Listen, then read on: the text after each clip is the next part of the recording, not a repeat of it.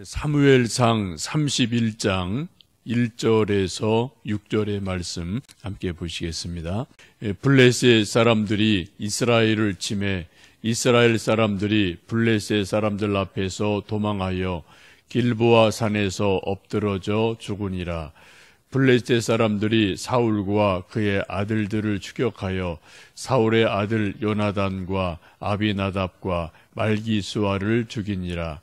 사울이 패전함에 활 쏘는 자가 따라잡으니 사울이 그 활 쏘는 자에게 중상을 입은지라. 그가 무기를 든 자에게 이르되 내 칼을 빼어 그것으로 나를 찌르라.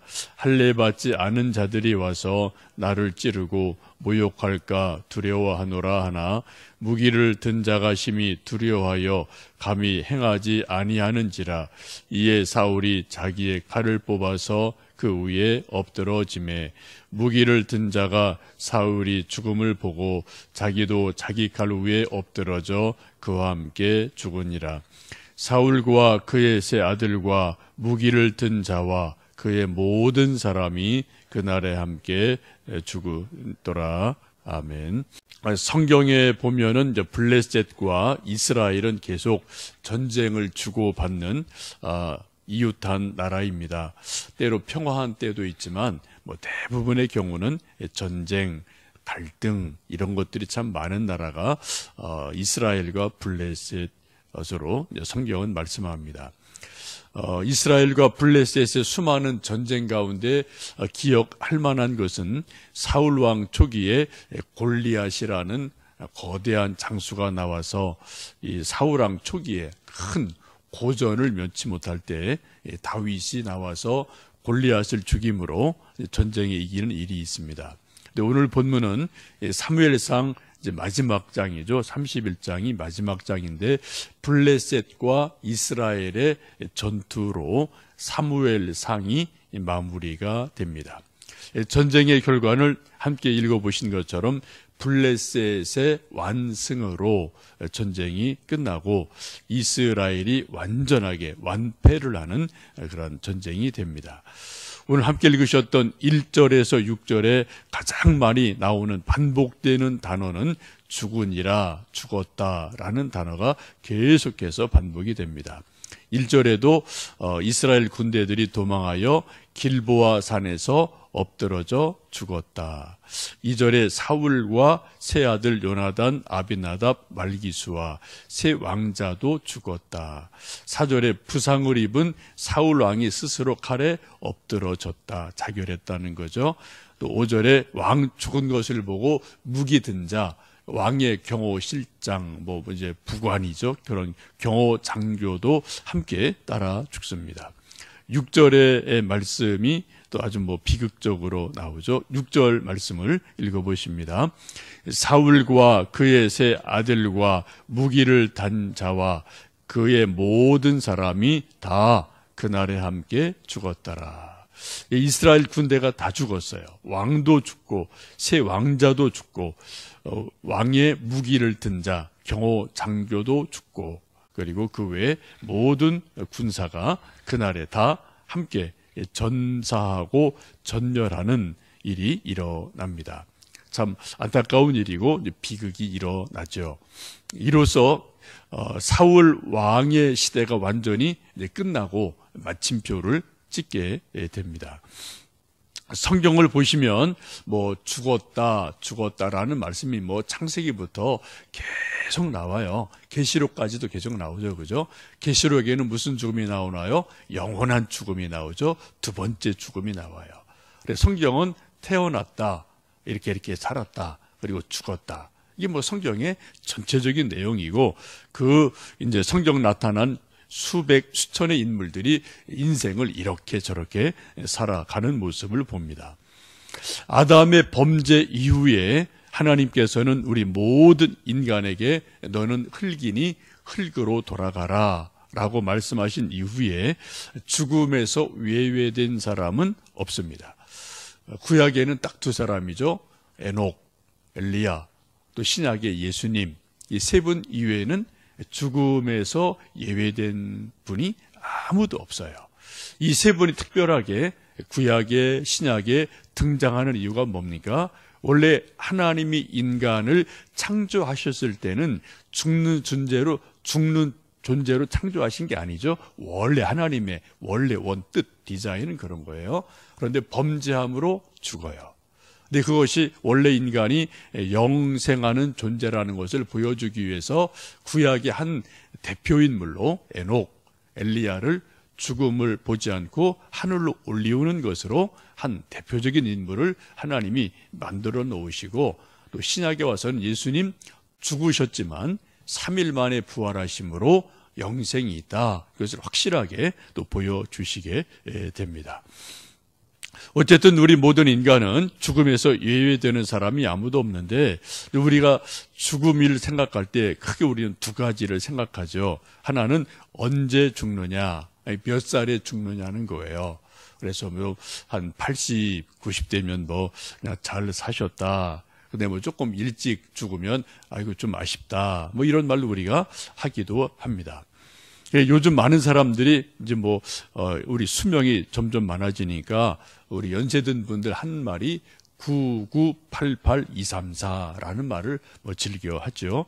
99세까지 팔팔하게 살다가 2, 3일 알다가 딱 죽으면 좋겠다. 얼마나 좋아요.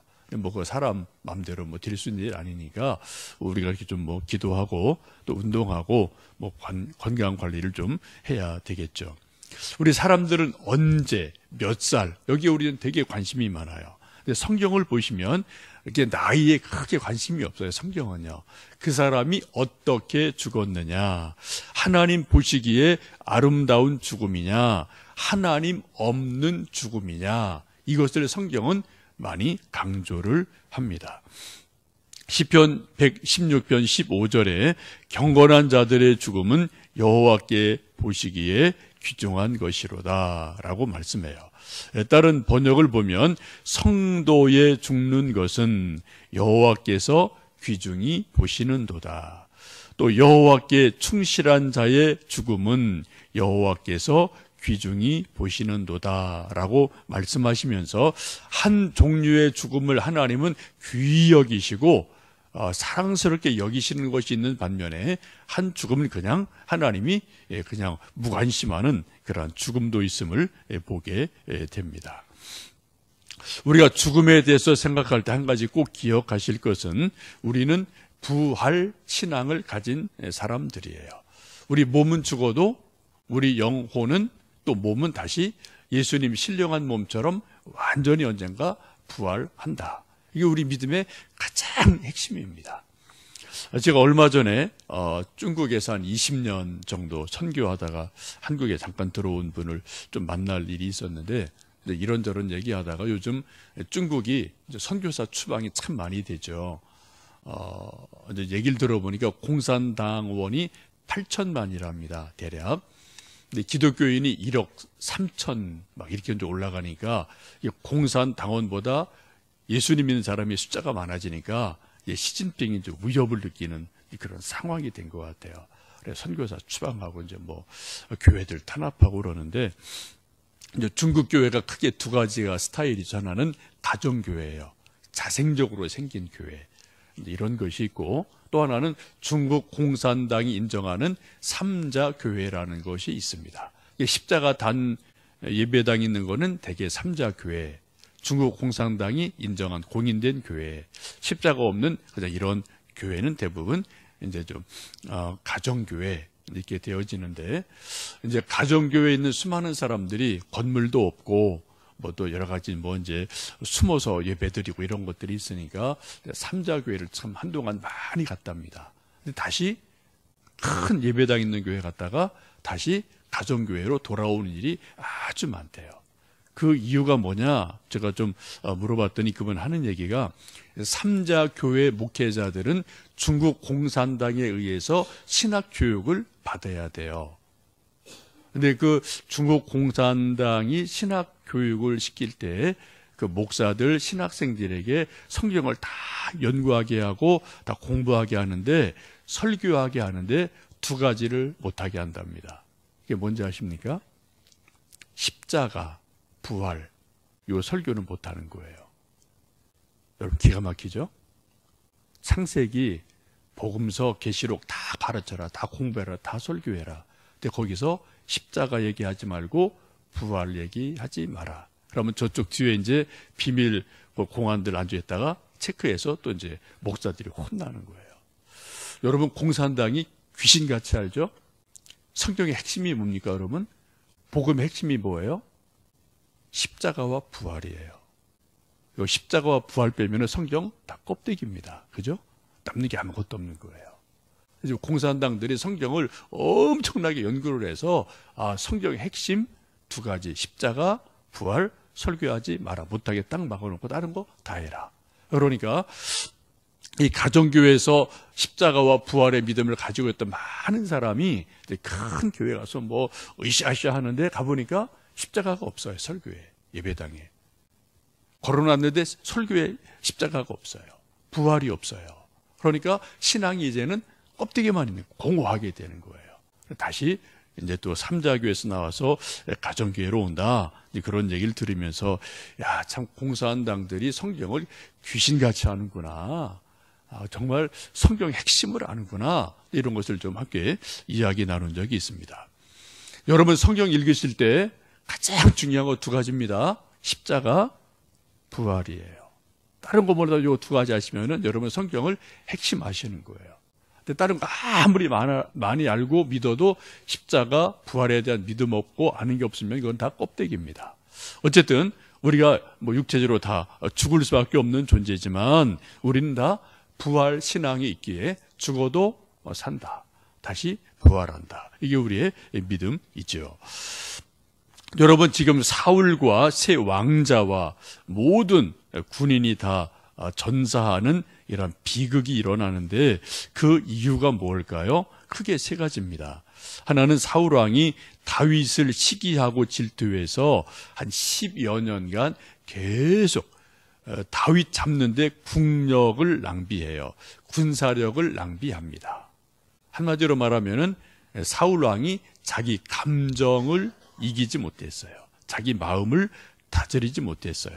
감정 싸움에서 지면은 다 지는 겁니다. 결국은 사울을 미워하는 그 미움 때문에 결국은 모든 국력이 거기 낭비돼 버렸다. 이게 첫 번째 이유죠. 또 하나는 사울 왕이 하나님을 버리고 우상을 찾아가고 섬기죠. 끝에 찾아간 사람이 결국은 신접한 여인, 무당을 찾아가는 일이 일어납니다. 세 번째는 사무엘 같은 신앙의 멘토가 더 이상 사울 옆에 없어요. 옛날에 그래도 사무엘이 살아있을 때는 그래도 가서 싫은 소리, 좋은 소리, 꾸지람, 뭐래도 이제 듣고 좀 정신을 차리는데 이제 사무엘도 죽어서 더 이상 곁에 없으니까 이 사울에게 신앙적으로 충고해 줄 만한 그러한 사람이 더 이상 곁에 없으니까 그대로 넘어지는 일들이 일어납니다. 하나님이 떠나시면 왕이라는 거대한 타이틀이 있어도 아무것도 아닙니다. 우리 많은 사람들은 인생을 살고 또 세상 살아가면서 우리 타이틀을 되게 중요하게 여겨요. 타이틀 좀 좋은 거 얻으려고 그렇게 공부하고 대기업 가려고 하고 어디 취직하려고 하고 뭐 하려고 하고 뭐 이거 하는 거 아니겠어요? 명함에다 한두 줄 그어들려고요. 여러분, 우리가 명함 주고받을 때 그런 거 있잖아요. 그래도 내가 대통령인데, 내가 사장인데, 내가 목사인데, 내가 어디 그룹의 부장인데 이런 거 주면 자랑스럽게 주거든요. 그죠? 근데 명함 없는 사람 참 이게 되게 좀 쑥스럽고 남자들은 자존심 상하는 게 뭐 좀 종종 있기도 하죠. 여러분, 그런데 하나님이 함께하지 않으시면은 명함의 타이틀이 무엇든 간에 이거 다 껍데기에 불과합니다. 썩은 고목에 불과합니다. 여러분, 가끔 등산을 해보시면은 높은 산 올라가 보면은 고목들이 있어요. 뭐 이렇게 큰 나무들이 한 수십 년 하여튼 뿌리 뽑히고 썩어서 죽은 고목 형태는 있어요. 그런데 여러분, 그런 거 발로 이렇게 툭 차보든지 잘못해서 그런 거 밟으시면은 확 하고 넘어집니다. 다쳐요. 절대 건드리면 안 돼요. 아무리 덩치가 커도 죽은 고목은 속도 비어있고 썩어서 한번 그냥 툭 치면 그냥 툭 쓰러지고요. 잘못 붙들다가 넘어지고 이런 일들 여러분 뭐 경험해 보신 적이 있을 겁니다. 근데 그 옆에 뭐 요만한 잡초라도 이름 모를 그냥 조그만 나무라도 살아있는 나무는 힘이 있어요.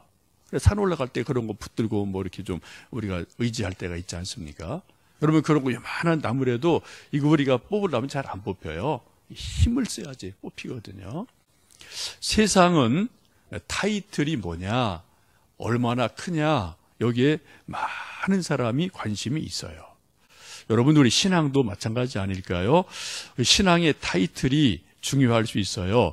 내가 그래도 30년 믿었는데, 내가 그래도 목사인데, 내가 그래도 장로인데, 내가 그래도 권사인데, 타이틀 중요합니다. 그런데 하나님 없으면 속이 썩은 오목과 같습니다.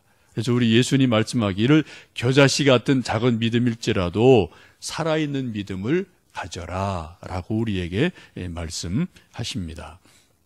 이 아침 우리가 우리의 신앙의 귀한 뭐 세월 이런저런 것도 중요합니다만 더 중요한 것은 정말 내 믿음이 겨자씨같이 작은 믿음일지라도 정말 살아있는 믿음인지 한번 우리 속사람을 살펴보면서 하나님 내게 살아있는 믿음, 하나님 정말 의지하는 믿음, 십자가 믿음, 부활의 믿음, 이 믿음을 좀 내게 주시고 우리 가정의 가족들에게, 우리 자녀들에게, 우리 교회에 주십시오. 함께 기도하는 복된 하루 되시기를 축복합니다.